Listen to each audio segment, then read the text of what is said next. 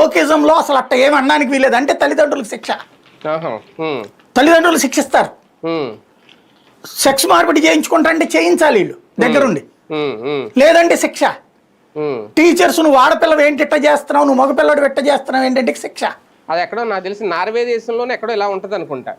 లేదు, అమెరికాలో కూడా ఈ ఓకేజం తెచ్చారు అన్ని దేశాలు. అదే ఇంతకు ముందు ఉండేది, అంటే ఇప్పుడు ఇది కొత్తగా వచ్చింది. ఎప్పటి నుంచో నార్వే దేశంలో ఇలాగే పిల్లల్ని ఏమన్నా కొడితే తల్లిదండ్రులని పని, అది వేరు. అది తల్లిదండ్రులు శిక్షించకుండా చేసే పని. అవునవును, ఇది అట్లా కాదు.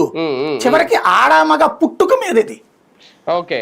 ప్లస్ ఎల్జిబిటి కమ్యూనిటీలో ఒక అబ్బాయి ఫిజికల్ గా స్ట్రెంగ్త్ కాకపోతే అమ్మాయిలా బ్రతకాలనుకున్నాడు, సెక్స్ మార్పిడి చేయించుకున్నాడు. ఓకే, వాడికి ఇష్టం, వాడి బ్రతుకాడు బ్రతికితే తప్పేం లేదు. కానీ ఈ అమ్మాయిగా మారినటువంటి వ్యక్తి ప్రత్యేక హక్కుల పేరుతో స్పోర్ట్స్ లో మహిళల కోటాలో ఆడుతున్నాడు. ఆ మహిళలకి పోతున్నది అక్కడ. ఎందుకని? వాళ్ళ ఫిజికల్ సామర్థ్యంతో పోల్చుకుంటే వీడి ఫిజికల్ సామర్థ్యం ఎక్కువ ఉంటది కదా అమ్మాయిగా మారినా కూడా. ట్రంప్ అది నేను తీసేస్తానన్నాడు, తీసేశాడు. ఇప్పుడు అక్కడ ఎల్జిబిటి కమ్యూనిటీ గొడవ అదే. వాళ్ళు నిన్నటి ఉద్యమంలో ఉన్నారు. అట్లాగే ఇట్లాగా ఎవరైతే తప్పుడు పనులు చేశారు ఈ ఓకేజం బ్యాచ్ అక్కడ ఉన్నారు. ఇట్లాంటి వాళ్ళందరూ ఒక రకంగా చెప్పాలంటే బైడెన్ తీసుకొచ్చిన దరిద్రాలకి సాక్షులైన వాళ్ళందరూ